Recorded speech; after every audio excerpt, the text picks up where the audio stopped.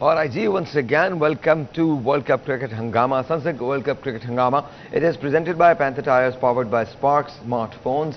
If you want to buy any phone, buy Spark smartphone. Shine with Sparks, उनका कहना है, brought to you by Zameen.com. हर पता हमें पता है. Let's say hello to gentlemen Salim Malik Sahab and Abdul Rauf Sahab. Assalamu alaikum to both of you. Netherlands versus Afghanistan. Netherlands has won the toss, elected to bat. Any surprises there? कुछ भी नहीं. आज देखें दोनों टीमें race में हैं, लेकिन बड़ा इम्पोर्टेंट मैच है आज का. हाँ, आज बहुत आप देखें ना, दोनों जीती हैं तो 6 किसी एक के भी 6 होंगे.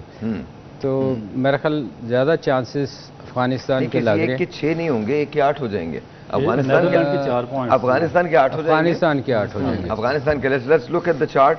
अफगानिस्तान के 8 हो जाएंगे और बाकी टीम्स के नेदरलैंड्स के 6 हो जाएंगे. अगर नेदरलैंड्स जीतती है तो, और अगर अफगानिस्तान जीतती है तो अफगानिस्तान के 8 हो जाएंगे. तो 8 का मतलब ये है कि पाकिस्तान से ऊपर आ जाएगी वो, और मैच इक्वल होंगे.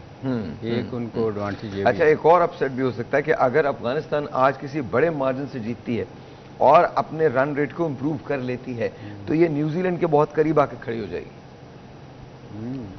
तो देखें, चांसेस तो हैं. जैसे स्पिन बता रहे हैं कि इस ग्राउंड में अभी तक 300 स्कोर नहीं हुआ. सिर्फ एक न्यूजीलैंड थी जिसने अभी तक इस ग्राउंड में 300 चेस किया. नहीं, न्यूजीलैंड थी शायद. साउथ अफ्रीका मतलब किसी एक टीम ने 300 अभी तक इस ग्राउंड में किया है. ओके. तो और फिर प्लस उनको सुबह टॉस जीत के जो उन्होंने बारी ले ली, ड्यू फैक्टर भी चला गया उनका. और अफगानिस्तान को एडवांटेज ये है कि ड्राई कंडीशन में उनके 4 स्पिनर खेल रहे हैं. नवीन की जगह आज उन्होंने मेरा ख्याल किसी नूर को शायद खिलाया है. तो एडवांटेज जो है वो फ़िलहाल तो मेरा ख्याल अफगानिस्तान को बहुत ज़्यादा है. अब डिपेंड करता है कितना स्कोर करते हैं. अगर तो अच्छा स्कोर करने में कामयाब हो जाते हैं तो जब ही जाके उनको सेकेंड इनिंग में फ़ायदा हो सकता है कि ड्यू फैक्टर से शायद वो जैसे. देखिए, south Africa was the only team in 16 ODI, 16 ODIs के अंदर south Africa was the only team जिसने यहाँ पर 300 का स्कोर किया है. और दूसरी तरफ राशिद खान जो है उसको बड़ी हेल्प मिल सकती है, बहुत ज़्यादा हेल्प मिल सकती है, बिकॉज ये विकेट जो स्पिन को हेल्प करेगी. देखिए, एक तो बेसिकली मेरी अफगानिस्तान मोस्ट फेवरेट टीम है और मेरा ख्याल है कि जिस तरीके से इन्होंने प्रोग्रेस किया है ना सिर्फ इस टूर्नामेंट में बल्कि पास्ट अगर इनकी परफॉर्मेंस आप 2-3 साल की उठाकर देखें तो जितनी टॉप टीम है उनके खिलाफ इन्होंने बहुत ही नेक टू नेक फाइट की है. और इस टूर्नामेंट में स्पेशली 3 वर्ल्ड चैंपियन टीमों को हराना और इन अ रो हराना मेरा ख्याल है कि बहुत बड़ी अचीवमेंट है. इनकी जो बॉलिंग है उसके बारे में तो सभी मुतफिक थे कि ये बहुत स्ट्रॉन्ग बॉलिंग लाइन है इनकी, मगर इनका प्रॉब्लम हो रहा था इनकी बैटिंग का. जब से इनका मिडिल ऑर्डर ने परफॉर्म करना शुरू किया और रन्स का चेज़ करना शुरू किया तो मेरा ख्याल है कि इस वक्त ये सबसे ज़्यादा ख़तरनाक टीम है.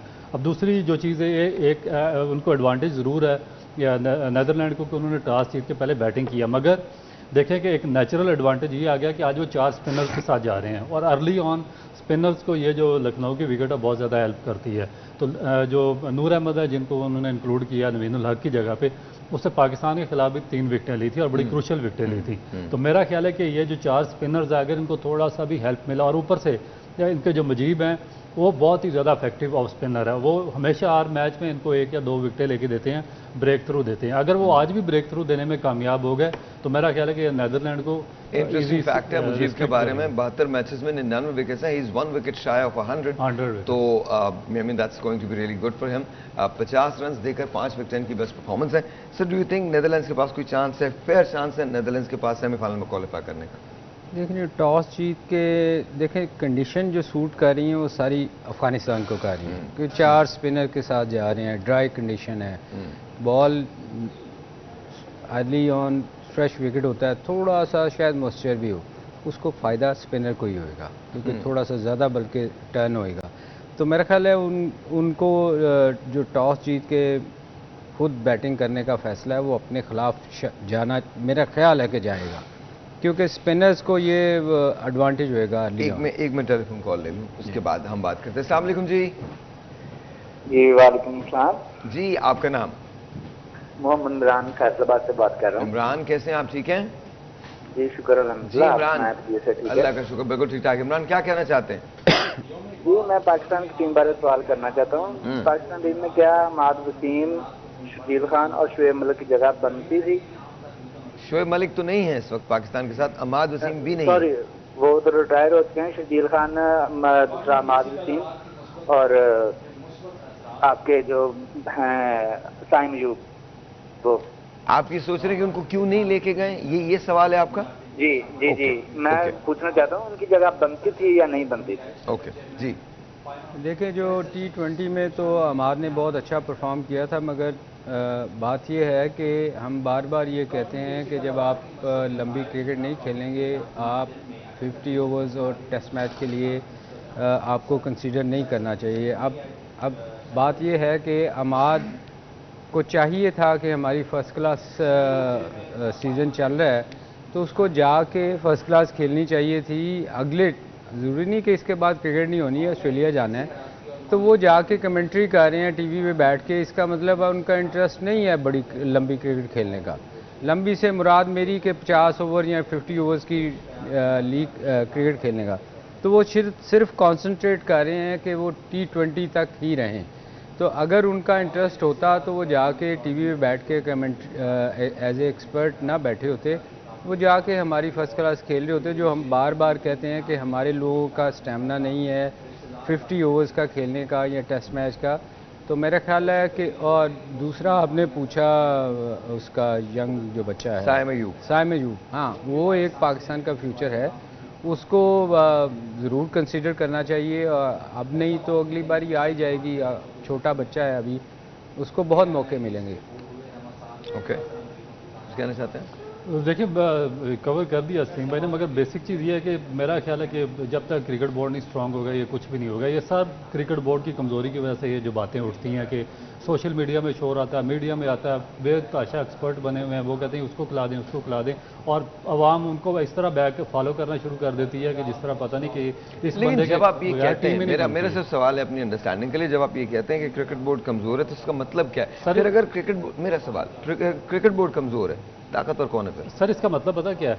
इसका मतलब है कि उन्होंने कोई एक डायमेंशन सेट नहीं की हुई प्लेयर्स के लिए। और ये देखें ना कि आप, हाँ जी, आप देखें फर्स्ट क्लास दुनिया में कहाँ पे ऐसा होता है कि आप फर्स्ट क्लास क्रिकेट में खेलें, आप टीवी पर बैठ के तबसरे कर रहे हो, 2-2 महीने के आपके कॉन्ट्रैक्ट हों, और पूरी आवाम और पूरा सोशल मीडिया और मीडिया आपके लिए लॉबिंग कर रहा हो कि भाई आपको पाकिस्तान टीम में होना चाहिए, आपको पाकिस्तान का कैप्टन होना चाहिए, आपके बगैर पाकिस्तान की टीम नहीं बन सकती। यार कोई मेरा ख्याल है कि पता नहीं क्या इनका दिमाग काम नहीं करता है या क्या मसला है कि पूरी कौम को एक ऐसे शराब के पीछे लगा दिया जिसका कोई वजूद ही नहीं है। भाई ये आपका फर्स्ट क्लास स्ट्रक्चर है, उसको फॉलो करें, उसको फॉलो करके देखें कि कौन सा बंदा परफॉर्म कर रहा है, किसका कौन राइट पे है, किसकी जगह बननी चाहिए, हर सीज़न में कौन बेचारा टॉप कर रहा है। यहाँ पे बच्चे मर जाते हैं, पूरा गर्मियों का सीज़न खेलते हैं, पूरा साल मेहनत करते हैं सुबह से शाम तक, वो हज़ार रन करते हैं, 80 विकेटें लेते हैं डोमेस्टिक सीज़न में, आप उनका नाम ही कोई नहीं लेता। वो आप मीडिया पर बैठ के और उनकी लॉबिंग शुरू कर देते हैं, जी भाई उसको भी खिलाएं, उसको भी खिलाएं, उसको भी खिलाएं। ना वो फर्स्ट क्लास खेलते हैं, ना उनकी फिटनेस टेस्ट होते हैं, ना वो फिट हैं, ना वो एलिजिबल हैं कि वो पाकिस्तान के लिए खेलें। भाई अगर ये सरफराज का नाम लेते मैं 100% बैक करता, क्योंकि सरफराज ने पूरी कायदे ट्रॉफी खेली है, उसने चैंपियन बनाया, वो 3rd हाईएस्ट स्कोरर है, तो ठीक है, हमें बिल्कुल एक्सेप्ट है, उसको किसी भी फॉर्म में आप लेकर आएँ क्योंकि वो डिजर्विंग है। मगर ऐसे लोग जिनका कोई कंट्रीब्यूशन नहीं है पाकिस्तानी क्रिकेट में, और क्रिकेट को उल्टा वो ख़राब कर रहे हैं, पॉलिटिक्स में इन्वॉल्व हो रहे हैं, बार बार उनका नाम ले लेके, मेरा ख्याल है कि ये पाकिस्तान क्रिकेट को दुनिया में एक रोलिंग स्टोन बनाते हैं। देखिए, सरफराज का जहाँ तक ताल्लुक़ है ना, उसने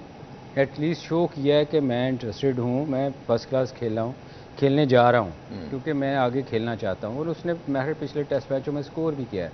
तो देखें ना, एक बंदा शो कर रहा है कि यार मौका मिला है, तब उसने प्रूव किया है। आप देखें, वो बंदा जाके फर्स्ट क्लास खेला है।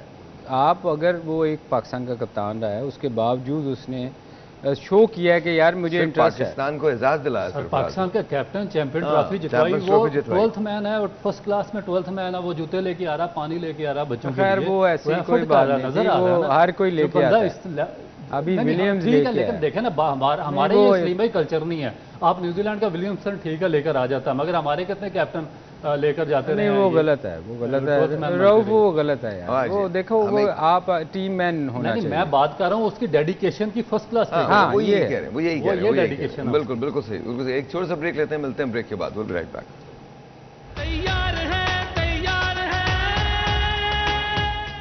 नया वाला लिफाफा चाहिए, नया लिफाफा, हाँ नया। कल पाकिस्तान का मैच है, हम लोग कल सुबह 9 बजे होंगे यहाँ। कितने बजे? 9 बजे जी, 9 बजे। क्या लिखा बोले ने? मैं नहीं पढ़ रहा, पढ़ ले आप।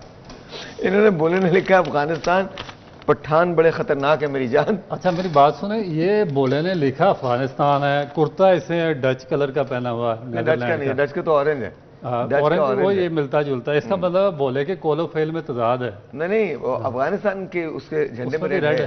अच्छा है साईं, पर इन्हें भी पता है कि पठान बड़े खतरनाक हैं। बोले भाई इट्स ओके कोई बात नहीं। सलीम भाई मजाक करते हैं, इनकी आदत है ये। घर में सब खैरियत है? बच्चे ठीक, बेगम ठीक? Alright, thank you very much, बहुत बहुत शुक्रिया, बहुत बहुत शुक्रिया। भोले भाई की प्रेडिक्शन है Afghanistan. Sir what do you think? देखिए दो चीज़ें, एक तो जो अफगानिस्तान की टीम है उसको बहुत ब्राइट चांसेस हैं कि अगर सर मुबारक हो, I think it's gone, I think it's gone. एक खिलाड़ी ऑलरेडी जी मुजीब ने एक विकेट ले ली। देखिए और उससे 100 विकेटें भी कंप्लीट हो गई। हाँ 100 विकेटें मुजीब भी कंप्लीट हो गई हैं। और मेरा ख्याल है कि फोर्थ अफगानी बॉलर है जिससे सर आई थिंक 180 रन अगर हो जाएं तो आई थिंक काफी होंगे नेदरलैंड्स वो के भी लिए। मुश्किल लग रहा है। देखिए वो जो कंडीशन है ना उसके, आप देखें स्टार्ट ही शुरू हो गया है, स्पिन आउट करेंगे क्योंकि ड्राई कंडीशन है, उनको बहुत एडवांटेज होना है। अच्छा लेकिन एक बात है सलीम भाई, मुझे ये बताएं, क्रिकेटिंग इतनी सेंस, बिकॉज अफगानिस्तान बाकी बहुत मुतासिर कर रहा है, is it because of their coaches, is it because the Indian influence? Because obviously है, उन्होंने बड़ा क्लोजली इंडियन टीम को फॉलो किया है और there is nothing wrong with it, there is nothing wrong with it. अगर कोई शख्स ये समझ रहा है कि इसमें कोई चीज़ गलत है, बिल्कुल नहीं। अगर आप विव रिचर्ड्स को दुनिया में, आप मानते हैं विव रिचर्ड्स को सबसे बड़ा बैट्समैन, आपके लिए वो सबसे बड़े बैट्समैन है, तो मेरे ख्याल में अगर आप किसी को फॉलो करते हैं तो बहुत अच्छी बात है। सर हमें भी तो क्रिकेटिंग सेंस है, या हम ये सोच के बैठे हैं हमसे बेहतर कोई नहीं है? देखिए हमें बहुत डबल माइंडेड इन्होंने कर दिया, हमारा कोई एक सिस्टम इन्होंने चलने नहीं दिया, ना उसको फ्लॉरिश होने दिया है। हाँ। हमारे वो जो बाहर के कोचेज आते हैं वो अपना शो करते हैं जी इस तरीके से खेलें, हमारे जो लोकल कोचेज होते हैं वो अपना तरीका बताते हैं। उसके बाद जो हमारे प्लेयर्स होते हैं वो किसी की सुनने को तैयार नहीं होते। जो हमारा देखें ना कि जो कैप्टन होता है वो बहुत ज़्यादा इन्फ्लुएंस होता है, वो कहता है जी मैं कोच भी बनूंगा, मैं टीम भी मैं सेलेक्ट करूंगा और सारा कुछ मैं करूंगा। उसके बाद मेरे जहन में बहुत शरीर सी बात आई है, जब आप लोग इंडिया जाया करते थे और देखा करते थे तो भरे होते थे, जैम पैक स्टेडियम्स होते थे, आप लोगों की परफॉर्मेंस बड़ी अच्छी होती थी, वजह क्या होती थी? जज्बा। अच्छा सिर्फ जज्बा? नहीं वो बॉम्बे में तो मैच होते नहीं जिस सेंस में आप कह रहे हैं। सर मैं तो किसी सेंस में नहीं कहा, मैंने तो किसी भी सेंस में नहीं कहा, मैं तो I'm just saying, मैंने तो किसी सेंस में नहीं कहा। सहर भाई आप देखें मतलब फ्लैट पेस से कैसे कहा जाता है कुछ भी, वो सलीम भाई से सीखे आप। सहर भाई देखें जो नई टीमें हैं ना, इनके जज्बा ही और होता है, क्योंकि ये इनकी कोशिश होती है कि ये अपनी टीम को ऊपर लेके जाए। प्रॉब्लम पता कब शुरू होती है? जब आपके स्टार्स होते हैं, जब आपकी टीम में 5-6 लोग वो, हाँ जब 5-6 लोग वो आ जाए ना, जब वो उनका नाम बन जाए, जैसे राशिद है अभी फ़िलहाल एक ही प्लेयर उनका है जो दुनिया में जिसको लोग बहुत ज़्यादा रिकग्नाइज़ कर रहे हैं, उस परफॉर्म बहुत अच्छा कर रहा है। इसी तरह के 2-3 जब आएंगे ना, फिर वो आके फड्डा करते हैं, फिर वो लॉबियाँ बनती हैं। जैसे आप हमारे यहाँ देखें क्या हो रहा है, कप्तानी का फड्डा पड़ा हुआ है ना, 2-3 स्टार ऐसे हैं जो वो अपनी अपनी कप्तानी के चक्कर में। तो ये जितनी अफ़गानिस्तान चूँकि नई टीम है, हर जो कोचेज़ भी हैं ये उनकी भी सुन रहे हैं, ये हर बंदा जो इनको गाइड करता है ये गौर से सुनते हैं कि यार ये करना है हमने। जब आप स्टार बन जाते हैं ना, सुपरस्टार जिनको लोग कहना शुरू हो जाते हैं, फिर आप उनकी सुनते नहीं हैं। हमारे यहाँ प्रॉब्लम ये हो रही है कि हम अपने लोग जो बताने वाला है ना, इवन कोच भी होएगा या कैप्टन है या जो भी आपके साथ सीनियर प्लेयर है, हम सुनते नहीं हैं। उसकी वजह ये है कि जो बार बार रऊफ़ कहता है कि हमारा बोर्ड स्ट्रॉन्ग नहीं है, क्योंकि हम जब सुनते नहीं हैं तो वो बोर्ड भी बेबस होता है, वो कुछ कर ही नहीं सकता क्योंकि प्लेयर इतने स्ट्रॉन्ग होते हैं। अब देखें ना जाने से पहले जो हुआ है। सर लेकिन this is what my problem is, I am very sure कि हम में सलाहियतें भी अच्छे प्लेयर्स भी हैं, लेकिन आर वी दैट गुड? हम इतने अच्छे हैं कि हम किसी की ना सुने? नहीं, हम खुद कमजोर हैं साहिर भाई। नहीं मेरे कहने का मकसद, आपका चेयरमैन कमजोर है ना। जब आप जाने से पहले अगर जब जैसे ही हमने इनकार किया था साइन करने से, तो आपको डिसिप्लिन से उनको बाहर निकालना चाहिए। दूसरे अल्फाज में पुट करता हूँ, रऊफ मैं आपसे पूछता हूँ, मुझे ये बताएं क्या ये बेस्ट टीम थी जो हम लेके जा सकते थे? इससे बेहतर टीम हम नहीं बना सकते थे? मेरा ख्याल है कि इसमें 6 बंदे ऐसे थे जिनकी जगह ही नहीं बनती वर्ल्ड कप स्क्वाड में, और उनसे बहुत बेहतर प्लेयर पाकिस्तान में मौजूद थे जिनको हम नहीं लेके गए। और उनकी फॉर्म भी थी, उनकी फिटनेस भी थी, वो डोमेस्टिक में भी स्कोर कर रहे थे, वो मुख्तलिफ ए टीम्स के टूर में भी स्कोर कर रहे थे, और वही इस टीम के में सेलेक्ट होने चाहिए थे। जो आपके 3 स्पिनर्स हैं उनकी तो बिल्कुल किसी जगह भी आप देखेंगे, आप सारी टीमों के जो स्टैट्स हैं वो उठाकर देखें, हर टीम के स्पिनर्स परफॉर्म कर रहे हैं। आज हमने मुजीब की बात की, मुजीब ने पहले ओवर में विकेट ली, 100 विकेटें उसने ले ली। राशिद खान देखें, नूर अहमद खिलाया पाकिस्तान के खिलाफ, उसने आउट किया। मैं एक काम करता हूँ, एक मुझे ब्रेक लेनी, ब्रेक के बाद इसको यहीं से कंटिन्यू करेंगे। उसके बाद फाइनल ब्रेक पे जब हम आएंगे तो फिर हम देखेंगे कि कौन जीतने वाला है। एक विकेट जो है अफगानिस्तान ने इस वक्त ले लिया, नेदरलैंड्स की गिर चुकी है। आपसे मिलते हैं ब्रेक के बाद।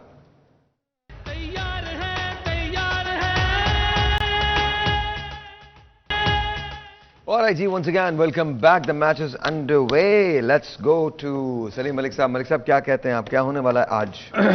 आज मेरा ख्याल बड़ी आसानी से अफ़गानिस्तान को जीतना चाहिए। मेरा ख्याल थोड़ा सा पता नहीं क्यों आज वो फास्ट बॉलर को अटैक करवा रहा है। राशिद को खुद 2 ओवर का चांस लेना चाहिए था। जैसे विकेट गिरी थी, नज़र आ रहा है कि स्पिन मुश्किल हो रही है और होगी, तो उसके लिए उसको स्पिन से ही चांस लेना चाहिए था। 4 स्पिनर खिलाए हुए हैं आपने, तो आप पुरानी बॉल, आई डोंट नो वो चांस नहीं ले रहा, क्यों नहीं ले रहा। शायद थोड़ा सा मुझे लगता है इस मामले में वो डरता है कि 10 ओवर गुजर जाएं, फील्डिंग खुले तो फिर बॉलिंग क्या हुआ है कि लेट्स सी कि क्या होता है उसके बाद। वो जो फारूकी है ना, जो उनके बॉलर हैं जिनसे चांस ले रहे हैं, उन्होंने पिछले मैच में उन्होंने 4 विकेटें ली हैं, और अभी वो मेरा ख्याल है कि रहमत पे जाएंगे, क्योंकि रहमत इनका मोस्ट डेंजरस बॉलर है। मीडियम पेसर है, बेसिकली तो बैट्समैन है वो, मगर वो बॉलिंग करते हैं बहुत आगे। जिस तरह कल इंडियन बॉलर नहीं बॉलिंग कर रहे थे, वो एयर देते हैं और थोड़ा सा सीम होता है उनका, वो डेंजरस होते हैं। मगर यार ये जो है ना, गोरों को स्पिन समझ नहीं आती, अच्छे प्लेयर्स को नहीं आती, ये तो फिर वो कंपैरेटिवली वीक टीम है ना, तो इसके खिलाफ तो 4 फिर तो काम हो गया। आपने कह दिया ना वीक टीम है ये, आज फिर ये वीक टीम जो है बहुत आगे जाएगी। नहीं साहिर भाई, आप देखें ना, स्पिनर्स को ये इतना अच्छा नहीं खेलते। उन्होंने बाकी टीमों को, अच्छी टीमों को आगे लगा के रखा हुआ था स्पिनर्स ने, तो ये तो फिर ज़्यादातर फास्ट बॉलर को खेलते हैं अपने काउंटी वगैरह में।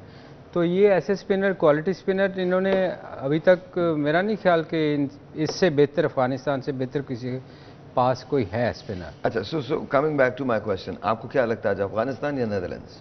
नहीं, अफगानिस्तान बहुत स्ट्रांग है, बहुत स्ट्रांग है अफगानिस्तान। मगर थोड़ा सा डेंजरस इसलिए है कि जो अफगानी बैट्समैन है वो फास्ट बॉलर, जो पेस है उसको बहुत अच्छा मैनेज करते हैं, तीनों टीमों के खिलाफ बड़ा अच्छा खेलते रहे। मगर जो ये नेदरलैंड के सीनियर हैं, उसके बाद जो उनके ऑफ स्पिनर डट, ये अर्ली ऑन 1-2 विकेटें लेता है, उसके बाद जो उनके सीमर्स हैं वो जगह नहीं छोड़ते, वो माइट भी थोड़ा सा हर्डल क्रिएट कर सकते हैं, क्योंकि अंडर लाइट्स कंडीशंस होंगी, ड्यू वगैरह तो होगी ना, उसमें थोड़ा सा सीम होता है। तो उसमें ये इनकी यही एक जो क्वालिटी है, ये जो नेदरलैंड के सीमर्स है, ये इतने ज़्यादा इनकी पेस नहीं है, मगर ये बहुत ही डेड एक्यूरेट हैं, एक जगह पे बॉलिंग करते रहते हैं और डेडिकेशन के साथ। लेकिन आप ऐसा बिल्कुल नहीं देखते कि पिच की कंडीशन वो हो जाएगी जो कल हुई थी इंडिया वाले मैच के अंदर, एंड देन फिर बहुत ज़्यादा मूवमेंट आ जाएगा, एंड देन कोई ऐसी कोई अनफोर्सिन चीज़ आप नहीं देख रहे? मेरा नहीं ख्याल, क्योंकि इनके उस तरह के बॉलर्स नहीं हैं जिस तरह के इंडिया के बुमराह या सिराज हैं, उसके बाद शामी वो आउट क्लास बॉलर्स हैं, वो इस तरह की कंडीशन को यूटिलाइज भी कर सकते हैं और एडवांटेज भी ले सकते हैं। इनमें इस तरह का कोई बॉलर नहीं है कि जो उसको यूटिलाइज कर सके। 2 चीज़ें कह रहे हैं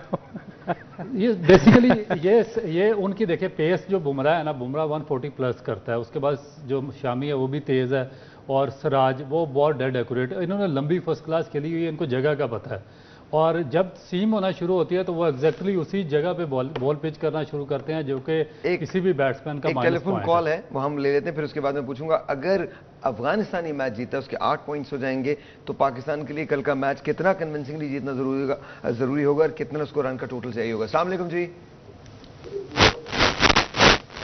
अस्सलाम वालेकुम जी वालेकुम सलाम जी, आपका नाम?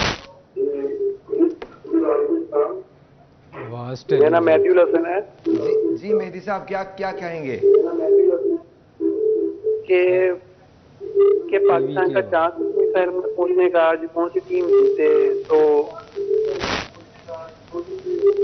आप अपने टेलीविजन को अगर बंद कर दें तो हम प्रॉपर्ली आपको सुन सकेंगे। जी सर। उन्होंने मेरे ख्याल फोन ही बंद कर वो पाकिस्तान का चांस पूछ रहे थे कि पाकिस्तान का चांस क्या सेमीफाइनल में जाने के लिए, अगर आज अफगानिस्तान की टीम जीत जाती है तो। यार देखें, फिर तो बिल्कुल हमें 2 मैच तो हर हाल जीतने हैं। नहीं, पाकिस्तान को हर हालत में अपने अगले दोनों मैचेस जीतने हैं। आप देखें, अगर अफगानिस्तान हारता भी है तो फिर उनके फिर भी 6 रहते हैं पॉइंट। देखिए, आप ये देखिए कि आप compete करेंगे किससे? आप compete करेंगे अफगानिस्तान से और न्यूजीलैंड से। आप इन दोनों टीमों से compete करेंगे तो आपको अपने अगले दोनों मैचेस जीतने हैं, कन्विंसिंगली जीतने हैं। इनको थोड़ा सा इंतजार करना चाहिए। मेरे ख्याल में जो कल न्यूजीलैंड और पाकिस्तान का मैच है वो बहुत ज़्यादा इंपॉर्टेंट है। उसके बाद मेरा ख्याल है कि काफ़ी हद तक चीज़ें डिसाइड हो सर जाएंगी। मेरे ख्याल में आज का मैच बहुत आज इंपॉर्टेंट है। अगर आज का मैच रात में डिसाइड करेगा बहुत सारी चीजें। सर भाई, अगर आज वो जीत जाते हैं तो उनके 8 पॉइंट हो बहुत जाते मुश्किल हैं। हो जाएगा। उसके और बाद दो साथ मैचेस ही बाकी उसके हैं। बाद 2 मैचेस बाकी हैं, जिसमें से एक मैच किससे बाकी है उनका? दोनों मैचेस किनसे हैं? एक मेरा ख्याल है ऑस्ट्रेलिया से में भी है उनका। Okay, alright. नहीं, मैचेस जो भी होंगे आगे बड़ा मज़ेदार। Afghanistan and Afghanistan. Afghanistan. Alright ji, alright. इससे पहले कि हम वापस जाएं और आपसे खुदा हाफिज कहें, एक चीज़ मैं आपसे रिक्वेस्ट करना चाहता हूं, इसको याद रखिएगा। No matter what we do, at the end of the day our hearts are beating with फ़लस्तीन। उनके लिए दुआ कीजिए। फैज साहब ने बहुत पहले लिखी थी, आपकी नज़र कर रहा हूँ, इसको याद रखिएगा। I know this is a cricket show and I know we are coming live to you, लेकिन इसको याद रखिएगा। मत रो बच्चे, रो रो कर अभी तेरी अम्मी की आंख लगी है। मत रो बच्चे, कुछ ही पहले तेरे अब्बा ने अपने गम से रुखसत ली है। मत रो बच्चे, तेरा भाई अपने ख्वाब की तितली पीछे दूर कहीं परदेस गया है। मत रो बच्चे, तेरी बाजी का डोला पराए देश गया है। मत रो बच्चे, तेरे आंगन में मुर्दा सूरज नहला के गए हैं, चंद्रमा दफना के गए हैं। मत रो बच्चे, अम्मी अब्बा बाजी भाई चांद और सूरज, तू अगर रोएगा तो ये सब और भी तुझको रुलवाएंगे। तू मुस्काएगा तो शायद सारे एक दिन भेस बदल कर तुझसे खेलने लौट आएंगे। एक हिस्ट्री वो है जो हमने लिखनी है और एक हिस्ट्री वो है जो तारीख खुद लिखेगी। इन दोनों में फर्क नहीं होना चाहिए। Peace for Palestine, peace for the world. आपसे मिलेंगे 11 बजे, तब तक के लिए खुदा हाफिज।